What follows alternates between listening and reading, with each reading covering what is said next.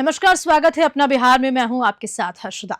बिहार शरीफ के कंटाही मोहल्ला में बीती रात बदमाशों ने एक बंद घर को अपना निशाना बनाते हुए लाखों रुपए की चोरी की घटना को अंजाम दिया। इस घटना में मुन्ना यादव के घर में चोरी हुई, जो अहमदाबाद में विजिलेंस सुपरिटेंडेंट के पद पर कार्यरत है। पुलिस ने सीसीटीवी फुटेज की जांच शुरू कर दी है। मुन्ना यादव की मां शांति देवी ने बताया कि वे सुबह जब बेटे के घर पहुंची तो देखा कि दरवाजा खुला हुआ था, अंदर का सामान बिखरा हुआ था, जिससे ये स्पष्ट हो गया कि चोरी की घटना हुई है। स्थानीय लोग कहते हैं कि मोहल्ले में पहले भी चोरी की घटनाएं हो चुकी हैं, लेकिन पुलिस का कोई ठोस कदम नहीं उठाया गया। अब पुलिस मामले की जांच में जुट गई है और सीसीटीवी फुटेज से चोरों का पता लगाने की कोशिश जारी है। पीड़ित परिवार चोरी के आकलन में जुटा हुआ है और आवेदन मिलने के बाद आगे की कार्रवाई की जाएगी। नालंदा से राकेश की रिपोर्ट। मुजफ्फरपुर के सकरा थाना क्षेत्र के सिरजाबाद गांव में प्रेम विवाह का विरोध करने पर बुजुर्ग रीतलाल राम की हत्या कर दी गई। एक सप्ताह पहले हुए विवाद के बाद उन्हें गंभीर चोटें आई और इलाज के दौरान उनकी मौत हो गई।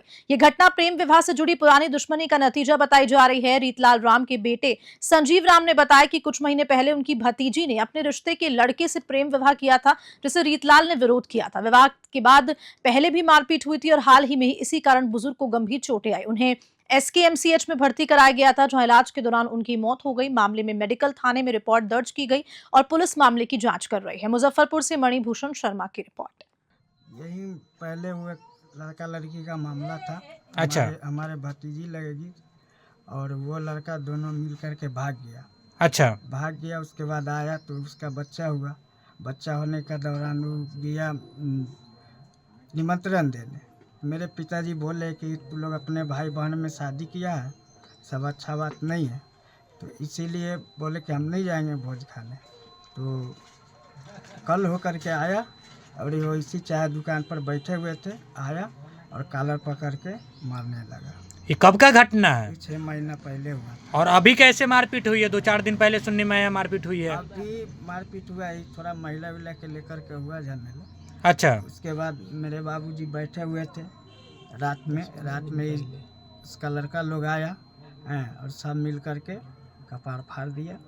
मुजफ्फरपुर के गायघाट प्रखंड में 2023 में हुए भीषण नाव हादसे के बाद सीएम नीतीश कुमार ने पुल निर्माण की घोषणा की थी, जिसे अब विभागीय मंजूरी मिल गई है। इस पुल के निर्माण के लिए 24 करोड़ 28 लाख की राशि स्वीकृत की गई है। ये पुल भटगामा और मधुरपट्टी को जोड़ेगा और साथ साथ स्थानीय लोगों के लिए राहत का कारण भी बन पाएगा। 14 सितंबर 2023 को बागमती नदी में नाव पलटने से 13 लोगों की मौत हो गई। उसी दिन मुख्यमंत्री नीतीश कुमार भी मुजफ्फरपुर में थे और हादसे के बाद पुल बनाने की मांग तेज हो गई थी। अब पुल का निर्माण ग्रामीणों के लिए नए अवसर लेकर आएगा और बच्चों की स्कूल यात्रा समेत अन्य सुविधाएं आसान हो पाएंगी।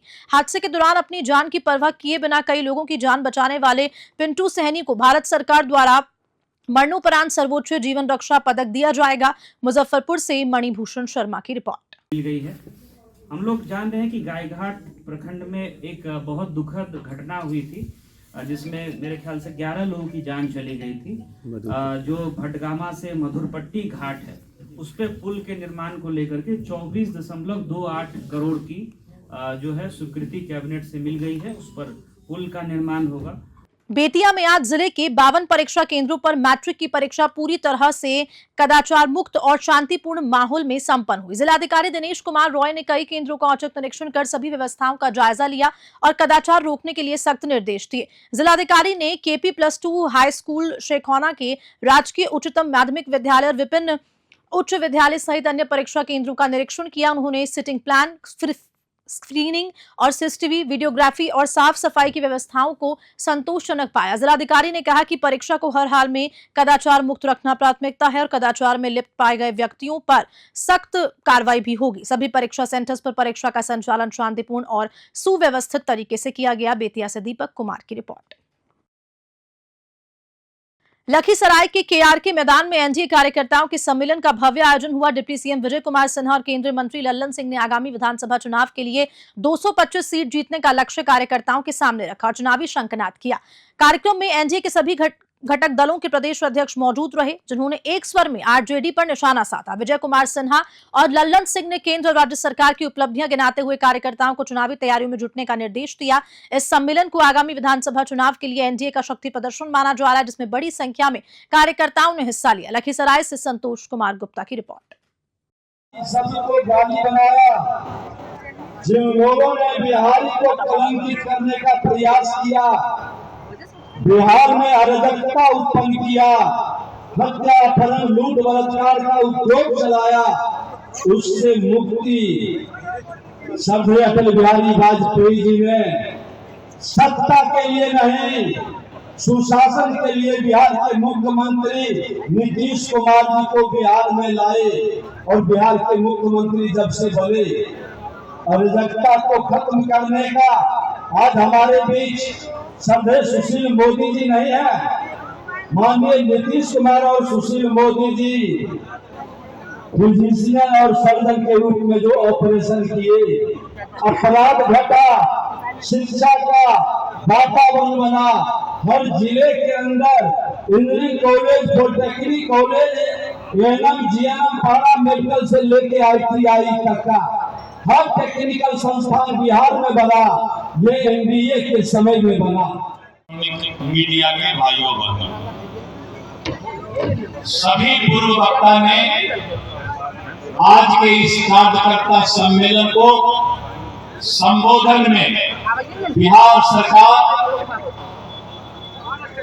के माननीय मुख्यमंत्री श्री नीतीश कुमार जी और भारत सरकार के प्रधानमंत्री, लोकप्रिय प्रधानमंत्री श्री नरेंद्र मोदी जी के द्वारा जो बिहार में विकास हो रहा है उसके बारे में बताने का काम किया है।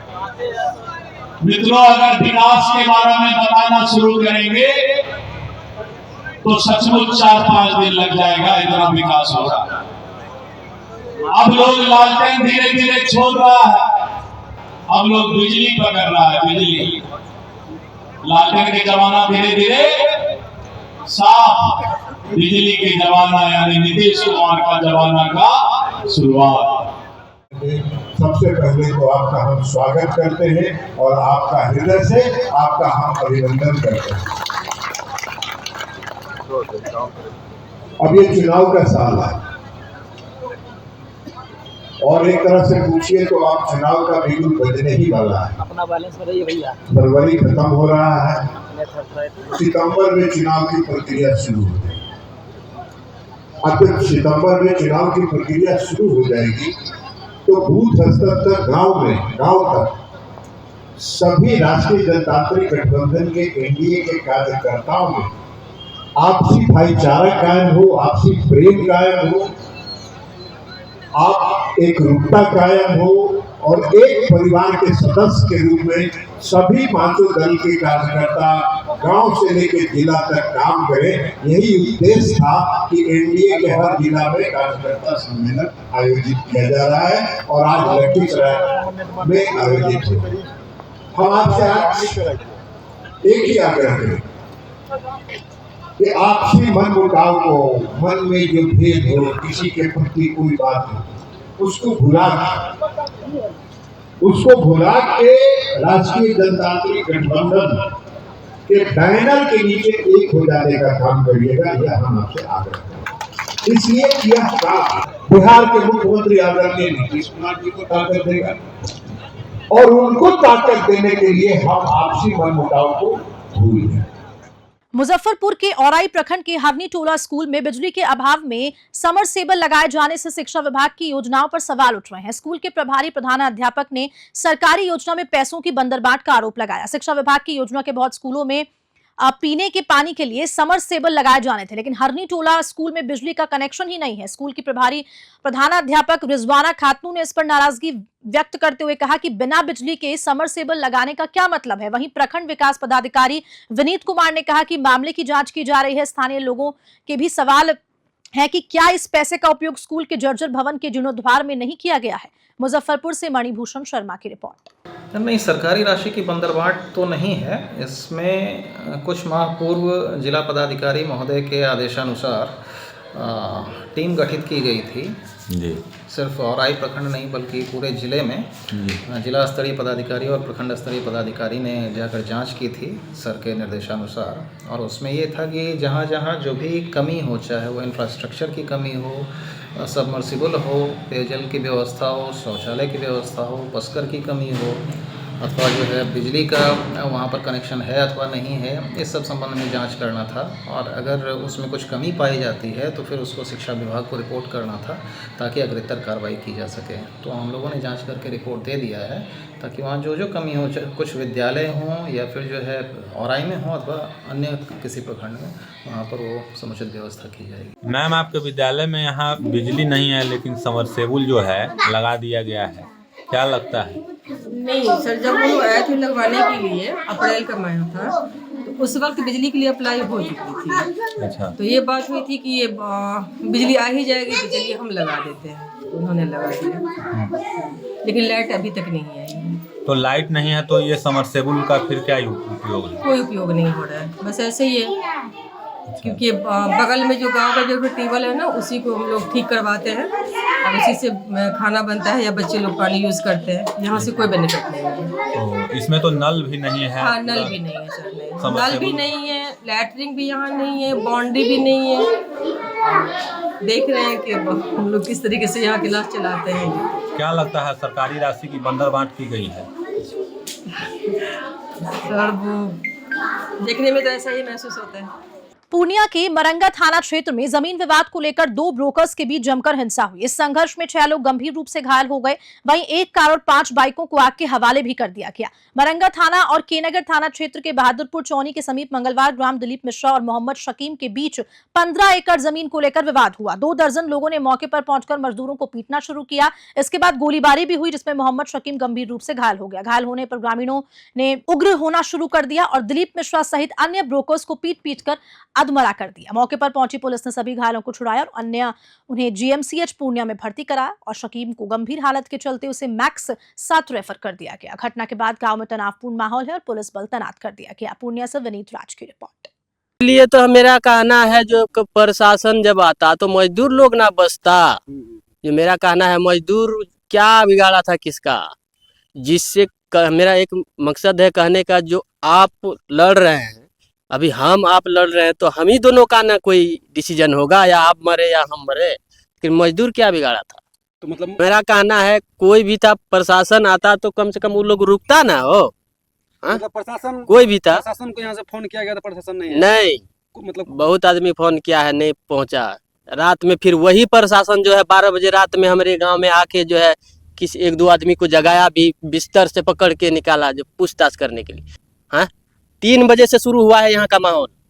3 बजे दिन का 3 बजे से शुरू हुआ है यहाँ का माहौल और खत्म हुआ है जानते हैं के बजे? 5 बजे के लगभग। पे हम लोग काम कर रहे थे तभी देखे यहाँ पर लड़ाई हुआ।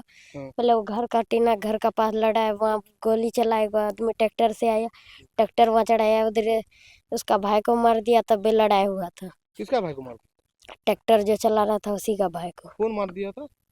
आदमी सब बरोकर सब यहाँ बैठल था, वही सब मारा था। फिर उसका लड़ाई हुआ? फिर उसका लड़ाई हुआ नहीं, तब उधर से बहुत आदमी आया हम लोग को मारने के लिए। हम लोग भाग गए, हम लोग उधर सरदार का घर में नुका गए। मेरा अंकल सब भाग गया उधर, मकई खेत कोसी पार के चला गया। अच्छा। तब हम लोग को फिर मारने आया, लेबर सब वहाँ काम कर रहा था, वो लोग को भी मारा, पुष्टांग मार। मतलब तुम लोग यहाँ लेबर पे काम कर रहे थे? हाँ, यहीं कर रहे थे। और उसके बाद यहाँ पे मतलब मारपीट होना शुरू हुआ? हाँ, मारपीट होना शुरू हुआ। कितना लेबर यहाँ कल काम कर रहा था? यहाँ था हम लोग 5 आदमी थे। 5 आदमी? हाँ। और मतलब वो लोग का क्या कहना था जो मारपीट हुआ? ना, वो लोग पहले वहाँ से आया ना, गाड़ी से उतरा, मचान पे आके बैठा है, हम लोग को घूर फिर करके देख रहा था। हम लोग कुछ नहीं बोले। जैसे वो कोना पे गया ना, वहाँ पर जैसे बंदूक चला, ये सब दौड़ ले गया, वहाँ 10-12 फायरिंग हुआ है। 10-12 फायरिंग? हाँ। अच्छा, क्या कौन था, नाम कुछ पता है? नाम हम लोग को पता नहीं, हम लोग पहली बार यहाँ पर काम करने आए किए थे। अच्छा, मतलब पता चला जो कुछ नहीं, ये किसी अनजान नंबर से कॉल आया जो यहाँ आइए, यहाँ मारपीट हो गया है। तो हम बोले कि अपने फोन किए थे किसी अनजान नंबर से, तो फिर हम उठाए, तो फिर कोई टोटो से बोले जो हम लेके आ रहे हैं सदर। तो फिर हम कॉल किए तो बोले कि हम यहाँ आ गए हैं सदर से। फिर हम लोग यहाँ प्राइवेट में आए, और क्या हुआ नहीं हुआ वहाँ कुछ हम लोग को पता अभी तक नहीं है। कैसे मारपीट हुआ, वहाँ पर मेरा कार है, गाड़ी लगा हुआ है, कि थकुच दिया कि क्या किया वो पता नहीं है हमको। शेखपुरा जिले के बरबीघा थाना क्षेत्र में रैफल अस्पताल के पीछे फल गोदाम के पास कचरे के ढेर में भीषण आग लगने से अफरा तफरी का माहौल बन गया। दमकल की टीम आग बुझाने में जुटी है। शेखपुरा के बरबीघा थाना क्षेत्र में रैफल अस्पताल के पीछे फल गोदाम के पास स्थित कचरे के ढेर में अचानक आग लग गई। आग की लपटें और धुएं का गुबार उठता देख पूरे इलाके में सनसनी फैल गई। स्थानीय लोगों ने तुरंत दमकल विभाग को सूचना दी, जिसके बाद दमकल की टीम मौके पर पहुंच गई और आग पर काबू पाने की कोशिश भी कर रही है। फिलहाल आग लगने के कारणों का पता नहीं चल सका। इस घटना के इलाके से हड़कंप मच गया है और लोग अपने घरों से बाहर निकल आए हैं। प्रशासन भी सतर्क है और स्थिति पर नजर बनाए हुए है। शेखपुरा से रंजन कुमार की रिपोर्ट। लखीसराय से एक बड़ी खबर सामने आई है, जहां सदर अस्पताल में इलाज के दौरान हार्डकोर नक्सली छोटेलाल कोड़ा की मौत हो गई। वह लंबे समय से बीमारी से जूझ रहा था। लखीसराय जिले के सदर हॉस्पिटल में इलाज के दौरान हार्डकोर नक्सली कोड़ा की मौत हो गई। वह लंबे समय से टीबी और लीवर की बीमारी से जूझ रहा था और साथ साथ जेल प्रशासन द्वारा उसका इलाज पीएमसीएच में करवाया गया था। उसकी हालत लगातार बिगड़ती जा रही थी और आखिरकार देर रात इलाज के दौरान उसकी मृत्यु हो गई। एसपी अजय कुमार ने बताया कि 5 जनवरी को सुरक्षा बलों ने उसे पीरी बाजार थाना क्षेत्र के जंगली इलाकों से गिरफ्तार किया था। उन्होंने कहा कि छोटेलाल कोड़ा कई गंभीर बीमारियों से पीड़ित चल रहा था और पोस्टमार्टम के बाद शव को परिजनों के हवाले कर दिया जाएगा। यहाँ ये सूचना प्राप्त हुई है, ये छोटन कोड़ा नाम का एक नक्सली है जो कि पीरी बाजार के रहने वाला है और वो पहले से भी वो कुछ लीवर का और टीबी का कुछ रोग से ग्रसित थे। 2 बार पहले भी पीएमसीएच जाके इलाज करा चुके थे, तो वो आज इलाज के दौरान उनकी मृत्यु हो गई है। तो उनके परिजनों को सूचना दे दी? जी जी जी। आगे आप क्या कुछ कर रहे हैं? जो भी उनकी कार्रवाई होगी, अभी मंडल कारा से मैंने बात की है वहाँ के सुप्रिटेंडेंट से, जो उनकी प्रक्रिया होगी वो पूरा हम लोग करेंगे। और इसी खबर के साथ अपना बिहार में इतना ही। नमस्कार।